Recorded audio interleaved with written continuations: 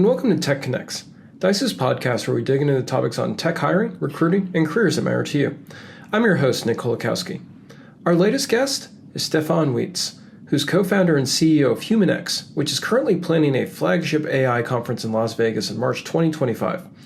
HumanX will use an extensive lineup of AI experts and executives to explore how this technology will impact everything from marketing and healthcare to cybersecurity. Seriously, there's going to be a lot of speakers and a lot of tracks. I first met Stefan more than a decade ago when he was at Microsoft and I was at Slashdot. At the time, he was Senior Director and Chief Evangelist for Bing, Microsoft's search engine, which at the time was a very new product.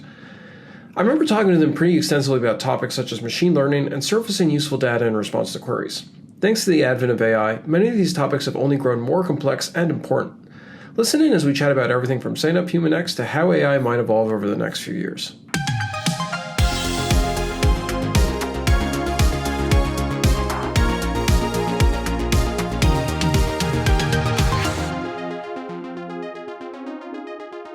Thank you again for being on Tech Connects. You got it.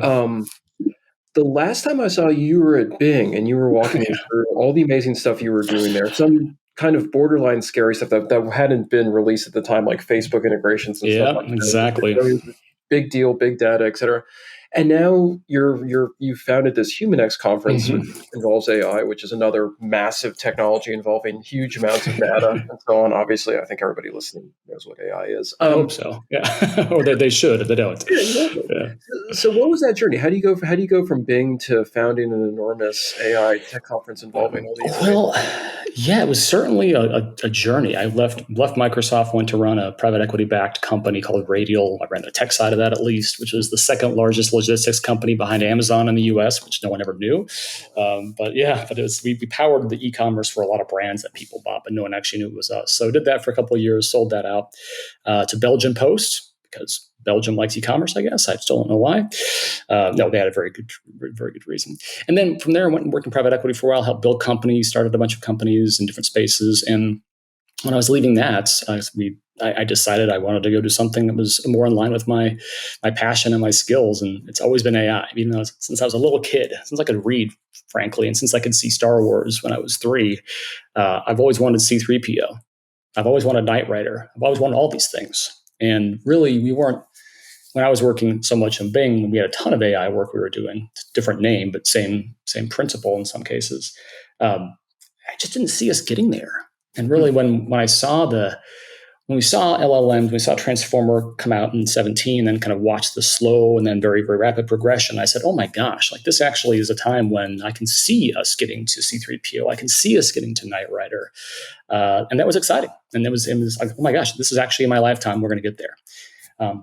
The challenge was, and as answering your question, why did I start this thing? The challenge is I talked to about 120 CXOs of the Fortune, call it 1,000 companies, and asked them to find conviction for this event. Asked them, do you have an AI strategy? And the answer, of course, was yes. And then as we would get into it, it was pretty apparent that they either didn't. It was really poorly formed. One or two of them actually even just came out and said, just tell us what to do, please, which I thought was a little terrifying to a certain extent. So I recognize there's a big gap of knowledge in the market around this, and a lot of companies are rushing headlong into it, which is fine, except one major institution that I would talk to had 280-something pilots running at the same time, which I could see it ending in tears. I've seen too many of these hype cycles over the years if you allow the technology to dictate the roadmap and allow the storytelling to really dictate how you think about what's the most effective for your organization, these things usually end badly. And so that was the insight of it. It's a big problem. No one's doing a great job solving it unless you have a lot of money like a Microsoft and you can build your own team or hire McKinsey or something else or one of the large management consulting firms to help you form your strategy. It's challenging. There's just not a lot of under 100 million-ish a year companies. Good luck figuring this out. So we wanted to put something together that would allow companies of all sizes, the larger and even the smaller ones, to really gain conviction and confidence in their AI journey. So that was the idea. And it's an amazing idea just because there's so many companies out there where they don't have, obviously the substantial knowledge base of a tech company like Microsoft, where you kind of, right. even, where you've been developing the technology for years. So they sort of run, and you just alluded to this, kind of potentially fall victim to the hype where they're told all Yeah. these things about AI and they think that by next week they can eliminate their entire developer team. Suddenly generative AI is going to be doing everything from the press releases to building their next product. And so when you're talking to these companies, and you're doing all this sort of background research in terms of the conference, how can businesses sort of, especially those that don't really have that internal knowledge base, kind of see through that Right. hype? I mean, how can they look at something and say, okay, we're going to invest in AI and it's going to yield a tangible benefit versus, like they made a mistaken investment in Bitcoin or, cryptocurrency, Right. whatever, and that Right. obviously didn't connect. Like, how can Blockchain, they? and when wasn't blockchain the thing 5 years ago? That was, or 10 years ago. That was going to revolutionize the planet. Certainly, it Exactly. has some Yeah. areas. I'd say broadly, blockchain did not deliver on the free utopia that we were all promised. Yeah, exactly. I was talking to a startup founder the other day who was trying. McCarran Park is a park in Brooklyn, kind Oh, of yeah. between Bloomberg and Greenpoint, and he had this idea where he was going to use Web3 and the blockchain somehow to sell virtual real estate in McCarran Park, so that people walking through it, I guess you pull out your phone and like you could rent like land, I have digital seen land. this. I saw this maybe more like 6 years ago, where they were basically selling NFTs that you could. So you could go claim the Statue of Liberty, for example. That could be your quadrant. I don't know what you were buying at the end of the day. You had to like believe it had inherent value in the virtual world, which if it was a marketplace, it could. But yes, I've seen this a few times, and every time I'm like, well, God bless you if you can figure it out. I certainly am not going to be buying any bridges on a Yeah. virtual world anytime soon. But maybe that's just me. Beyond the hype, in Yes. terms of like the differentiation, like in terms of how businesses can actually look at this with, I guess what you would all call almost like a critical eye, metrics and KPIs and all the rest of that Right. good stuff businesses Right. love. I mean, what is that differential between the hype and the reality? Well, I can tell you. I can tell you what we've seen work really well, and then what we've seen not work. It's less about hype versus reality, and more about making sure you're setting up the projects for success. So, and this is in conjunction with one of our partners named Machine and Partners. They do a lot of work helping organizations figure out what it is to go build. But what they've said, and we've seen too in our research, what's worked is, frankly, workshops, first of all, like getting in there, getting the leaders in a room, doing due diligence, coming, with the Amazon 6-pager versus a PowerPoint. So you've thought through it, make informed decisions. So that we've seen work. Tiger teams, I'm a huge fan of Tiger teams from Microsoft too. So how do you get a multifunctional team in place to research projects and shortlist projects? That's a big one. Again, cross-functional, multifunctional. And then to a certain extent, even crowdsourcing within the organization. What are the things that have a high amount of time that it takes one to do something with relatively low utility, or even better, a high amount of time that actually yields significant savings, like maybe figuring out how to collect your AR more quickly. But again, there's a lot of manual errors and work that can be automated by a system like that. So we've seen that works pretty well. But the basic rules of strategy kind of still apply, so you got to think about your pyramid, and you have your many small wins, and you've got your kind of moving the needle things. The center one is where I think people get stuck right now, frankly, is they're kind of like not thinking through, okay, what's really going to move the needle, and then what are things we can knock out relatively quickly. They kind of go to that dead zone in the center, which generally, if you don't succeed, it wasn't worth the effort. And so you've kind of wasted your time, frankly. So yeah, we see a lot of people doing that. It seems so. Two guests that we had relatively recently on the podcast, one of them was the CIO of TIA. I think they're just TIA. I don't think they're TIA CREF anymore. And then the president of O'Reilly. And what they both said, to your point about kind of going into the organization and kind of exploring that middle ground, was that their biggest challenge in terms of AI, and I wonder if some of the people attending HumanX also have this issue as well, is that especially their developer and their tech core were already using AI tools in kind of an unauthorized way. Yeah. A little bit to kind of like, adopt their workflows and Slack things like model. that. Yeah, exactly. Yeah. Going into what you were just saying about going into the organization and asking questions. I mean, I wonder if, chances are good that, the organization essentially is already doing AI in an extraordinarily dangerous and unauthorized way. And just executives need to kind of get that under control. Like, it's already being done, and they should go for best practices because it's already, unbeknownst to them, in process in a certain way. Yeah, I think it's absolutely right. One of the things we've seen not work, and this pains me to say as a former developer, but if you give the devs too much time and space to code low impact projects, you're going to have a problem. Just to your point, you'll end with 280 different projects in the organization. And also same thing, like novel things that you can be, we can all be enamored by a demo, you're like, wow, that is incredible. And it feels incredible, looks incredible. And again, you have to get back to your kind of core rubric around how do you decide, forget AI, for any project into which you invest dollars as an organization, what's your highest ROI? It sounds simple, but for some reason, many people have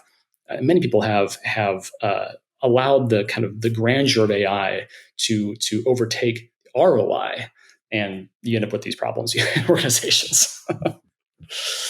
It seems that, I mean, in terms of that ROI thing, that what a lot of companies are focusing on is kind of the jobs aspect, and whether, sort of these are AI tools that enhance, productivity, or whether, and unfortunately, you've also got companies where it's like, we can cut everybody. We no longer need like, one developer backed by Gemini, and we're going to be good to go. And I mean, I wonder, because you're talking to so many people, where is that sort of drifting right now? Are people still in the mode of like, oh, this can like replace a huge chunk of our people, or are people looking at it as more in the sense of AI will replace 15% of people's workflows, and it's just going to like kind of enhance existing teams? Because it seems like that's a real fight right now. Yeah, I think some people were enamored by automating people's out of jobs. I still think we'll get there. I think it will happen, but I think that initial, when they saw ChatGPT and they ran a customer service organization, they were like, "Holy smokes, we can get rid of all the CS, a phone team if we need to." And then we saw things like Air Canada being sued because the AI gave them the wrong information, and other people were like, "Okay, hold on for a sec, let's have some human in the loop here. Maybe we don't need to fire everybody." And so I think you're seeing that snap back pretty well. But yeah, I think that's. Gosh, I had a good example for you. I just totally lost my example. It'll come back to me. But yeah, it was. I think people again got enamored with the tech and didn't necessarily think through really all the use cases and the edge cases. That the challenge with this is, as anyone working in the space knows, is this is non-deterministic code. Like, it's really hard to test an AI system inherently, because it's not deterministic. And so, unlike the old days of software development, you could have test cases, you have test suites, you would regress back to make sure that things you did in production or in test didn't break in production, and it's a whole different mindset and model now for AI. So it's definitely a more challenging place to work, that's for sure. A couple of years back when Google was rolling out, I'm gonna blank on the name. I think it was Duplex, where it was a synthetic AI assistant where it would schedule restaurant reservations. Yes, absolutely. So, but it was like many years ago, actually. It was probably 7 or 8 years ago, actually. Yeah. I remember, in terms of your point about edge cases, someone I knew at The Verge was somehow managed to try to figure out kind of how to crack it. And what they figured out was that all they needed to do was ask if the restaurant could provide a kid's chair. And that was the edge case that would make the system suddenly fritz out almost. That's amazing. It had to be Nalay or Casey. One of those two. Yeah. I think it was Casey. It was Casey. when you think about, I mean, like AI, the sort of the integration of AI systems for everyone in terms of HumanX, like when you look at all the different silos that you're covering between like finance and policy and everything else, there's so many potential edge cases because this covers basically every industry. Is it a case where there's just sort of this hope that the AI and generative AI are going to become so sophisticated that they're going to almost be able to kind of deal with edge cases on their own? I mean, how do you test something that's sort of this ubiquitous and sort of this potentially powerful? Yeah. Well, I think we're seeing a lot happening for a couple of reasons. We're seeing a lot of more verticalized models, smaller language models, SLMs, the dedicated hardware to run these things. Because people are also finding out that, holy smokes, we thought we'd have massive cost savings by doing this stuff. And then we look at our consumption bills and our uses, and we're like, oh my God, this is expensive. And it's just getting more expensive. You saw the new OpenAI model with has all the reasoning built into it. I just keep calling it Strawberry. I can always forget the 01. That's what it's called, 01. Yeah, everyone's confused about that. Everyone's like, 1001? No, is it 01? I think it's 01. This thing, everyone's like, yeah, it's like... I think it's 01. And I had time this weekend with it. It is actually Strawberry remarkable. Yeah, Strawberry, exactly. I love Strawberry. But that, I think, if I recall correctly, that's like a 20x increase in pricing. I could be off there, but it's significant. And so you see a lot of companies saying, oh, man, actually, this doesn't quite have the cost savings that I thought. And so why is that? Well, in many cases, you're using a large language model to do a task that could easily be accomplished with a stricter domain of knowledge and data. We were talking to a company, in fact, that was looking at doing really interesting automation with drive-through ordering of all things, and some really, helping it help, basically being the agent to take your order at the drive-through. But they've done a lot of work to figure out, okay, we can use a small language model here. We can use good old-fashioned tree logic up here. We can figure out how to orchestrate everything over here. And so you're seeing the companies I think are doing the best work are ones that are looking at their use cases and saying, like, what are the requirements at each point of the process, and then deploying the appropriate AI for that case. But certainly as we get those new models that are smaller, and as we see AI being pushed to the edge through either custom silicon, which like companies like Etched are working on right now, which I think is incredible. Of course, even Grok and Samba Nova, all these bigger ones as well. That will also bring down the cost. I think we're going to see a shift, frankly, to more of an on-prem experience, because I think people are not nervous, but it can get out of control pretty quickly. Your costs. Yeah. I believe I could be absolutely 100% wrong on this, but isn't Apple Intelligence, isn't that all run on device? Mm-hmm. Well, as far as I know, I think my buddy actually is the one doing a lot of the work there, which is fun to see. And I installed 18, but they don't have an Apple Intelligence yet on the phone. Yeah. I think it's last night. I was like, I got temporarily as I was downloading it last night, and then I was like, where is it? And it just not till October. Yeah. Same with, I just updated the Mac OS today too, and same thing, not until later in the year. But and then on top of in addition to all kind of the logical considerations, one thing that's popping up in conversations I've been having is sort of, and I'm sure in terms of the conference, this is also kind of a major thing that you're dealing with, is sort of the ethical implications of it as well. And I mean, the term ethics is so huge. I don't want this to delve into philosophy 101, but right. We'll need some beers in a basement somewhere. We can really exactly right. Yeah. The dorm room discussion is revived, and now it has teeth. But how are companies? And granted, this question might be too broad, but how are companies sort of approaching like the quote unquote ethical considerations behind as well? Is it something that they're intending to integrate into the workflow as they're building these things? Is it something like we'll deal with this later down the road once the conundrums start to actually erupt? How's that working out?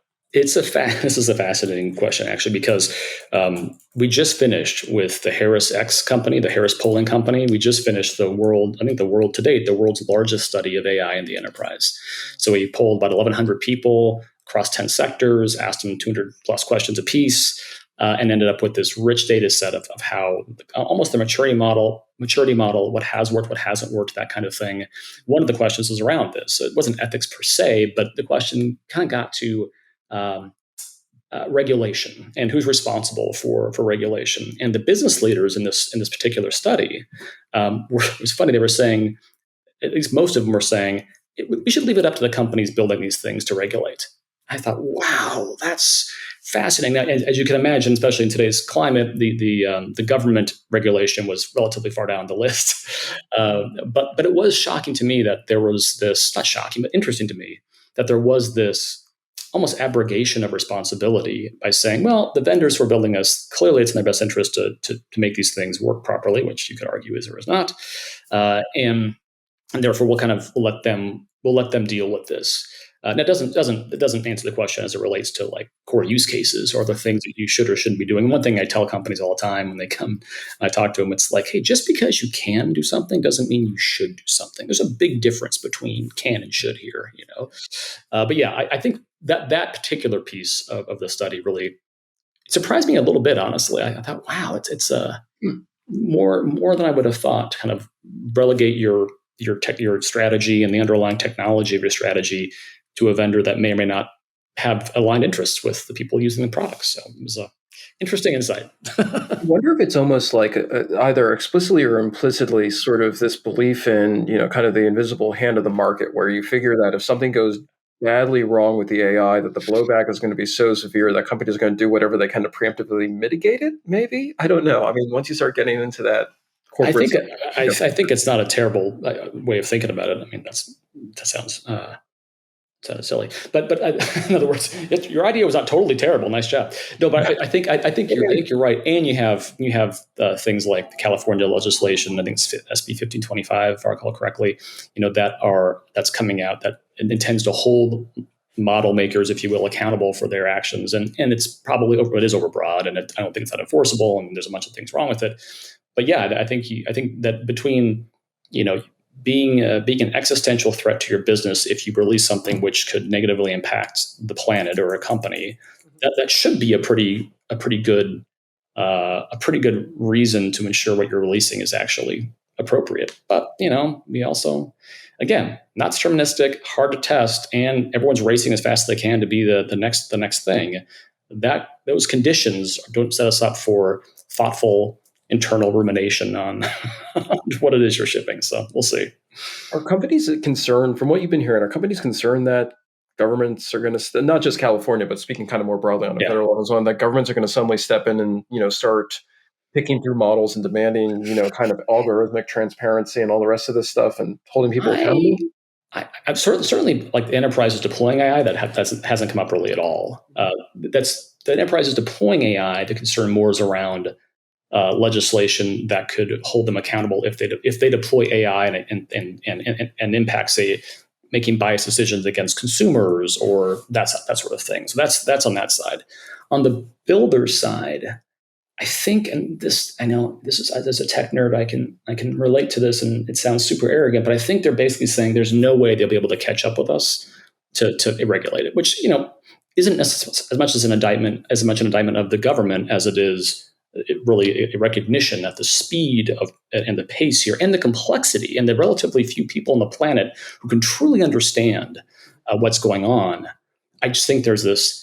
They're not going to be able to do anything. And if they do, it's going to be post hoc and we'll say we're sorry, pay a few $1 million and move on. I'm not saying all of them are like that, but certainly a few I've talked to, they have been like, well, look, they can try to regulate, but I mean, what part are they going to do? So they're going to have to look at outcomes versus tech. I think the problem with the California bill, in my opinion, was that it got really, maybe it was the executive order, one of the two, got really into things like petaflops, which really doesn't make any sense as you're thinking about, computation. I mean, it makes sense computation, but as think about models, it doesn't make sense. And so I think that's just an example of where, like, okay, we can already see attempting to regulate using the traditional tools of government probably isn't going to be the most effective thing. Yeah, no. And I mean, in terms of the speed of evolution, I mean, it is incredible. I remember a couple years ago playing around with Talk to Transformer and whatever, the GPT-2 or whatever it was. And inputting, I forget how many, I inputted like the equivalent of like 10 million tokens or something like that. And it started hallucinating instantly. Just like the first prompt. And now we're at a point where you've got strawberry and you've got all sort of these reasoning out. I guess another broad question is, I mean, I assume at HumanX, this is going to be kind of like the forefront of the discussion is, I mean, are we evolving towards a situation where we're actually going to have, generalized AI within like a couple of years, or like, are we still looking at like incremental upgrades where it's like more of a focus of doing stuff on device? I mean, where do you think, this is going? And I realize that I've just sort of. Yeah, exactly. Like if I had the answer, I probably would be, be forecasting the future but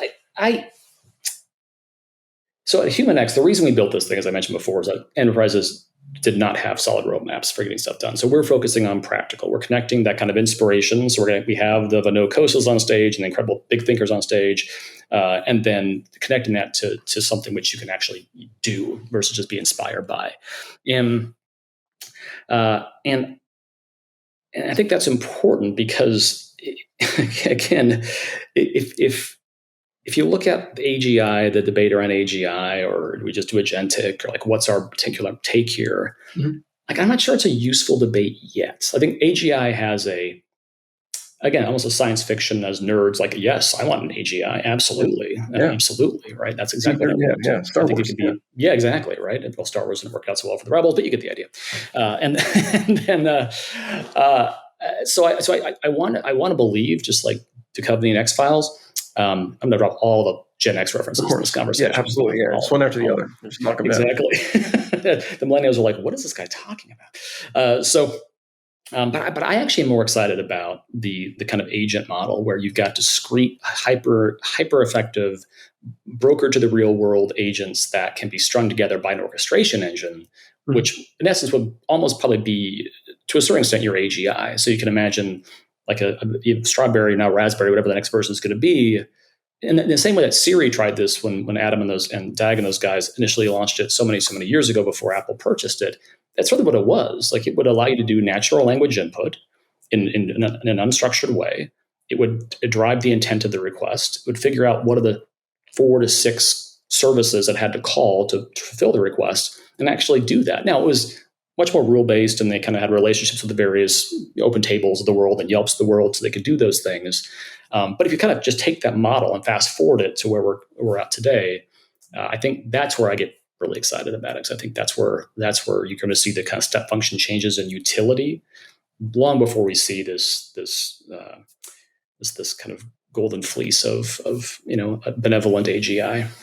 It is very exciting just to think that you have one agent that's kind of operating in a more Strawberry-esque mode, where it's doing your logistical, and then you can shift over, and then you've got a more conversational one doing something else. So we'll see what the future has in store. I know. I mean, look, it's hopefully it doesn't go off the rails, and we're not working for robots in the next 6 months. So we'll just have to see. Cool. This is fun. Thank you so much. Yeah, man. No, Nick, it's really good to see you again. And yeah, tell everyone, all your friends, come to HumanX. It's March 10th through 13th of next year in the beautiful Fontainebleau in Las Vegas, Nevada.